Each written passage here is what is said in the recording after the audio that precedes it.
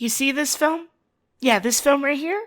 This is the single most important piece of media in my life. Like, you know how everyone has that one thing they would defend with their last legs? Yeah, this movie is that for me. Lilo and Stitch is the film that made me want to create. It's the single film that pushed me to want to make stories and ignited my love for animation. It's a big part of the reason I even started to develop and write a pilot for my own cartoon. I could go on for days about how vibrant the pastel backgrounds are, how fluid and brilliant the animation is, but I think the main draw is the all-encompassing story about Ohana, or family, if you will. And obviously this is the last film on the planet to be a story about family, but the main thing to make Lilo and Stitch stick out among the rest was its central protagonist. Lilo is a complete chaotic ball of little shit, and I love her with all my heart. Lilo is very destructive in a lot of ways and will not hesitate to act out if she's uncomfortable or is challenged in any way. But that's an exterior boundary put up to defend herself from the world. Lilo isn't the kid that buys the doll to fit in with the kids. She's the kid who Frankensteins together voodoo dolls to get revenge on her enemies.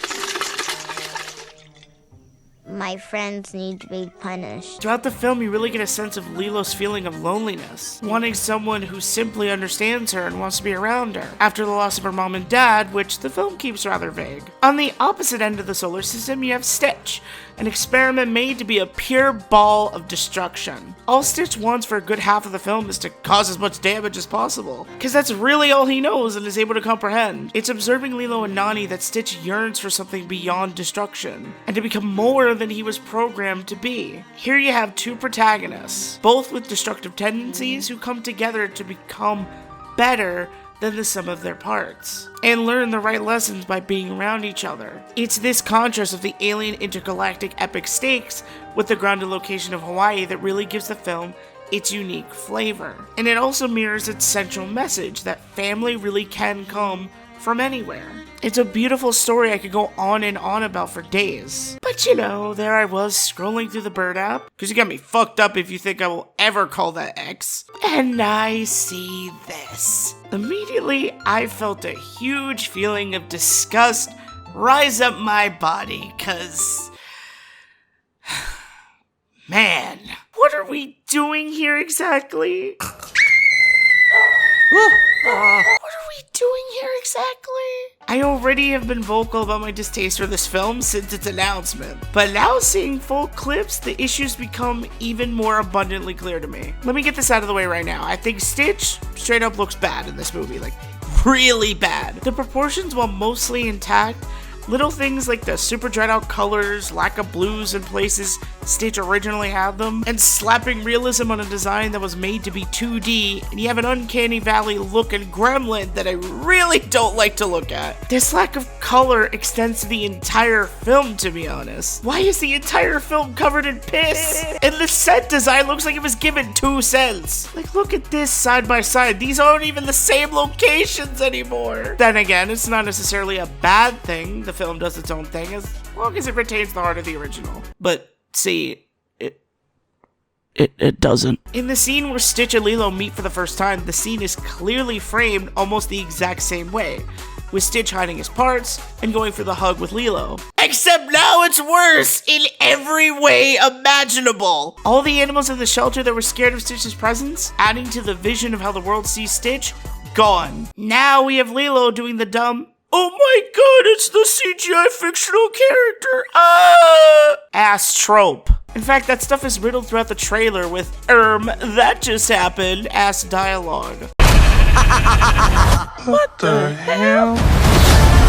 For some reason, the camera stays on the two when they're hugging too, and the music makes it a triumphant moment, and I'm like, why? By this time in the film, Stitch doesn't give a shit about Lilo, and is using her as nothing more than a human shield. Lilo and Stitch's bond builds to the point of near siblings by the end of the actual film, not at the very start. It feels like the film is preying on the knowledge you watched the original, so it's going, haha, look how iconic this is, without doing the actual work itself to show what the relationship actually begins as. I could even forgive this more if the delivery wasn't freaking terrible.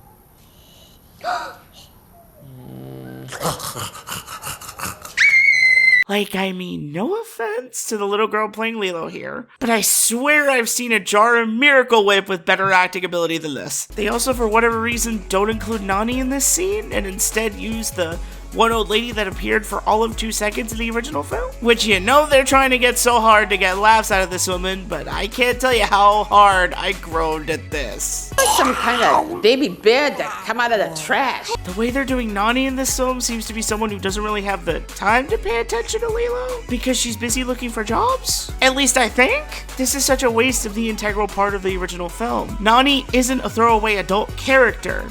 Nani's a young adult trying her best to raise Lilo when she was ill-fit for the job in the first place. But she earnestly loves and gets involved with her sister as much as she can. The love she has for Lilo is always felt on screen. You can always see and feel sympathy for her that she's doing the absolute best with what she's got. In the live action, one of the most iconic jokes in the original is used with horrible comedic timing, to which Nani just ignores the whole thing and acts like she doesn't care. I'm excited. Go. I'm watching.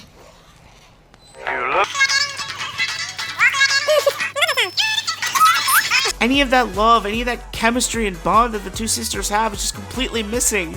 And I can't tell whether that's to make Lilo's loneliness more prominent or to make Nani more interesting, but it does neither and actively misses the point. Lilo knows deep down Nani's trying her best. It's why her own behavior frustrates herself, because she doesn't like the strain it's causing her sister either. It's part of the reason she makes that wish in that original film. This movie also seems to think Stitch's arc in the original film was, oh no, I'm a monster, aren't I? Which, no, that's not Stitch's arc at all. Stitch has one purpose in the original, which is to destroy, of which he's forced into a position where he can't do that. Hence, Stitch changes and yearns for more because he's put into a position to adapt and become more than he was made to do, and find the family that made him whole. If anything, the arc of Am I a Monster is the arc Stitch goes through in the sequel, which is really good, by the way. You should watch that. This live-action remake just seems to miss a lot of the points and emotional depth that is present in the original, but worst of all, it's not funny at all. Sometimes when I run too fast,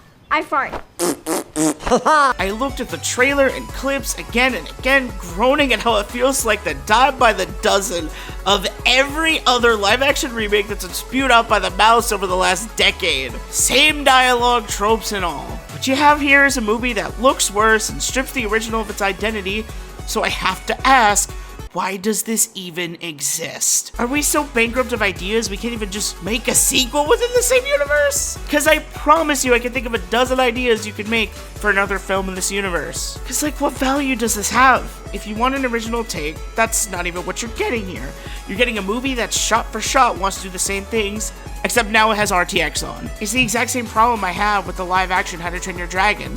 It's shot for shot doing the exact same thing, but it just plain looks worse because it no longer has the strength of being within the medium of animation. This mentality that animation should be replaced is complete nonsense. I'm so sick of it. That not only do directors and executives think it can be replaced, but do the stories themselves no justice whatsoever, and oftentimes miss the complete point of them. Copying the same thing and slapping a filter over it isn't creativity or art, it's slop. I cannot see it as anything more than that. If you're legitimately excited for this film, all the more power to you. All this movie reminds me of is that we're going to put great pieces of art through the mud because we can't give other minds and talent new chances to make something truly new and creative. I mean, for fuck's sake, Gantu isn't even gonna be in the film. Who's the antagonist? The friends we made along the way? You know what? I will give them one thing, though. The one thing the live action is doing very well, actually, is the marketing. It has the spirit of the original, and I like how they're kind of doing the parodies.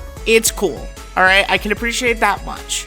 What else can be said here, honestly? This movie looks— Jesus fucking Christ, is that Jumbo and Pleakley? What the fuck did they do to you?